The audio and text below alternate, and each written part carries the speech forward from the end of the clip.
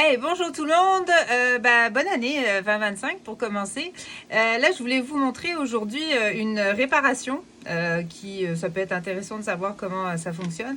Donc, vous voyez sur un bracelet comme ceci, c'est un vieux modèle. Hein, il y a beaucoup de personnes d'un certain âge qui ont ce modèle-là. C'est un modèle très classique. Il y a au moins 20-30 ans. Donc là, évidemment, la tige qui tient la maille du milieu, ici, qui passe comme ça, normalement, de bord en bord, est brisée. Parce qu'avec le temps, évidemment, toutes ces tiges-là, là, souvent, vont être à remplacer quand les personnes tiennent à leurs bijoux. Parce que l'usure, évidemment, le frottement de la maille fait que la tige centrale s'use. Et donc, faut changer la tige. Donc là, c'est ça, je voulais vous montrer. Donc là, le but, moi, j'ai enlevé la vieille tige qui était les petits morceaux de chaque côté. Je suis venue... Attendez, je rallume la lumière. Je suis venue avec une petite fraise, comme vous pouvez voir là, qui est microscopique.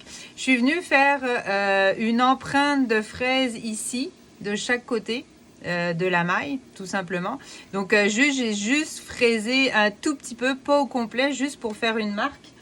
Pour ensuite venir avec mon forêt, en fait, venir comme percer, schlack, donc percer ma maille. Je vous montre rapidement, je l'ai fait déjà là, mais percer ma maille en fait de bord en bord comme ça. Donc pour pouvoir faire la place pour le fil que je vais pouvoir installer. Donc là ensuite, j'ai donc fait mon fil qui est tout petit aussi, mais qui est du diamètre évidemment de la pièce dans laquelle on va pouvoir rentrer comme ça. Ok, tac tac. Et ensuite donc je place ma maille comme ceci, donc face à face. Je viens placer mon fil dans le milieu. Donc là voilà. Donc vous voyez là la maille elle est donc je sais pas si on voit bien, ouais. Donc là ma maille elle est bien réemmaillée, c'est ça qu'on vient de dire. Donc là moi la tige évidemment est trop longue, donc là moi je vais juste venir la couper comme ceci. Hop. Donc c'est un fil en or jaune évidemment qui correspond au carat du bracelet de ma cliente. Et une fois que le bracelet, une fois que c'est mis comme ça, je vais venir tenir comme ça mon bracelet.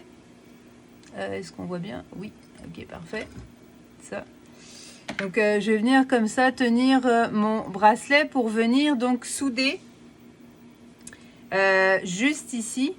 Donc je sais pas si en zoomant peut-être... Non, on peut pas. C'est pas grave.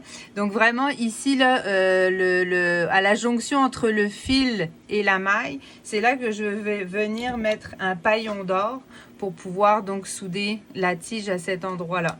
Donc on veut toujours évidemment que la maille soit articulée. Donc quand c'est comme ça, évidemment, il faut souder par l'extérieur. Donc là, je dois choisir une buse adéquate. Donc les buses adéquates, c'est les buses que je visse là sur mon chalumeau. Qui ont différents trous comme ça. Voilà. Donc moi je vais choisir évidemment le trou le plus petit pour que ça soit une flamme qui est petite et quand même assez légère là, parce que le bijou étant entièrement creux, c'est là qu'il faut vraiment bien gérer ça. Je vais juste attendre que ça revienne. C'est là qu'il faut vraiment bien gérer sa flamme, bien gérer son oxygène pour pas faire fondre la maille, évidemment, parce que là, sinon, on aura un problème. Donc, quand c'est comme ça, je vais venir chauffer légèrement pour commencer. Voilà, est-ce qu'on voit toujours bien? Oui. Donc, je vais venir chauffer légèrement. Moi, je vais venir mettre du borax pour ceux qui ont suivi déjà mes affaires. Ça, c'est pour... que la soudure vienne bien couler comme il faut, pardon. Là, donc j'ai ma soudure d'or. Je viens couper ce qu'on appelle un paillon. Donc, je viens placer ici. Là, c'est sûr que c'est tellement petit que vous n'allez pas le voir à l'œil nu, là. Mais voilà le principe. Et donc ensuite, il est tombé juste ici, je vais le reprendre. Voilà. Ensuite, je vais venir avec ma pointe, venir faire une boule avec la soudure, comme ça. Et je vais venir déposer ma boule entre le fil et le trou que j'ai percé, et donc la maille aussi, pour que la soudure vienne enrober le fil et enrober la maille aussi, pour que le tout reste fixe, mais que la soudure soit bien solide. Donc c'est là qu'il faut être extrêmement précis, parce que c'est très petit et tout peut d'un seul coup soit se mettre à fondre si évidemment on chauffe trop, ou sinon ça peut aussi la soudure peut couler n'importe où. Donc c'est sûr que ça demande normalement c'est des réparations là qui demandent vraiment une certaine quand même notion de la réparation de la joaillerie, de bien maîtriser sa flamme, tout ça, etc. Parce que c'est sûr que sinon, bon, ça peut être assez catastrophique. Donc c'est sûr qu'il faut faire attention, parce que dans certaines bijouteries, là, ils se font même pas suer à faire ça. Ils vont vous souder la maille à la deuxième maille. Donc les mailles ne bougeront plus. Et donc les deux mailles seront fixes. Donc ça, c'est assez lamentable. Évidemment, faut pas faire ça. Hein.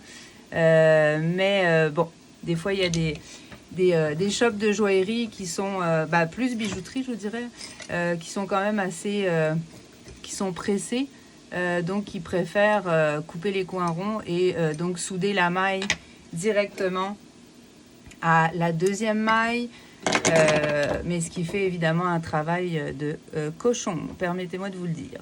Donc je reprends, là j'ai vu, je viens mettre de l'autre côté parce que je vois qu'il y avait un petit trou encore. Donc là c'est pareil. Attendez, je rallume la lumière. Je reviens mettre ma soudure et voilà, ça a tout bien coulé, c'est tout beau, tout sur le bord. Ma maille. Ouch, attendez, c'est très chaud. Donc ça c'est bon. Donc là ma maille, vous voyez, je vais vous le montrer. Donc ma maille n'est pas fixée, elle est bien en mouvement. Mes deux côtés sont bien soudés. Donc là, ce que je vais faire maintenant, c'est j'attends un petit peu que ça refroidisse. Ok, là c'est bon. Je vais juste le mettre un tout petit peu dans l'acide. Donc là, ce sera pas long. Ça va me prendre 5 minutes. Hop.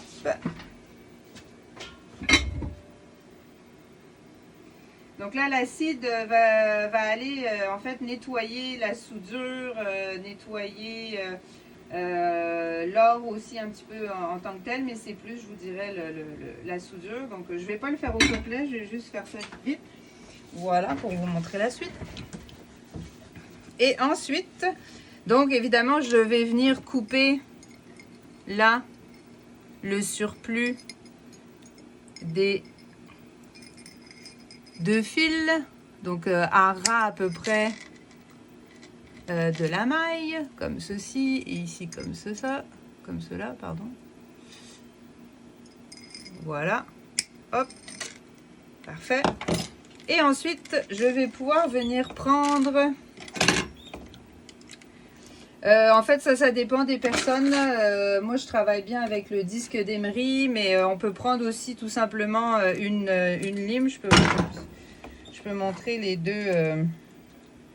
Le disque d'Emery, la seule affaire, c'est que ça aussi, c'est quelque chose qu'il faut quand même moindrement maîtriser, parce que ça va très vite. Et donc, soit vous pouvez sabler trop fort ou pas assez, ou passer au travers. Donc bon, une fois de plus, il faut faire attention.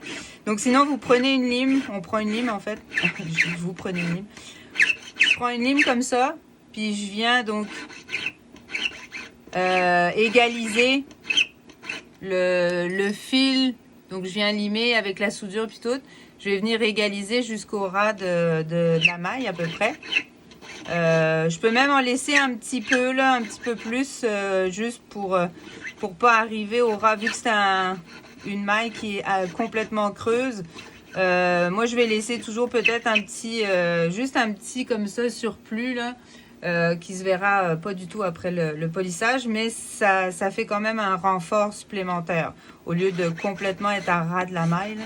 On essaye toujours, quand on répare, on essaye toujours aussi de penser, normalement en tout cas, moi je pense comme ça, à la qualité à la suite aussi. Tu sais, mettons s'il y a d'autres mailles qui, par exemple, qui brisent, bah, faut qu'on voit que ça soit pas à la limite la nôtre qui a brisé. Donc des fois, moi en tout cas, je préfère toujours en faire plus pour le client que moins.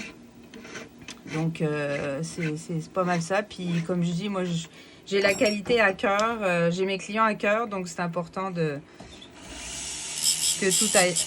tout aille avec, ok? Attendez, parce que mes lunettes sont... ok. Donc là, je vais venir juste comme ça, finaliser, pac, un petit peu. Tac, de ce côté-là aussi, légèrement. Voilà. Comme ça, tout simplement. Donc ça fait un beau renfort. La maille comme ça peut, elle plie dans ce sens-là, c'est ça qui est important parce que là maintenant toutes les autres évidemment plient dans les deux sens parce que elles sont toutes usées. Je vous dirais qu'elles seraient pas mal toutes à changer. Mais bon, pour l'instant ma cliente c'est ça qu'on veut, que ça soit, au moins cette réparation là pour aujourd'hui. Donc voilà, ensuite ce que je vais faire c'est que je vais passer au polissage. Donc le polissage, c'est pas compliqué, ça va être à la machine à polir.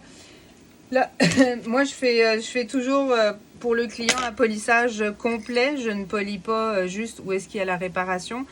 Ça aussi faites attention parce que dans certaines places ils vont vous charger mais ils vont polir que où est-ce qu'il y a la réparation, donc c'est ça qui donne quelque chose que ça va briller au niveau de la réparation, mais le reste du bijou va être pas très beau, donc ce qui est ridicule.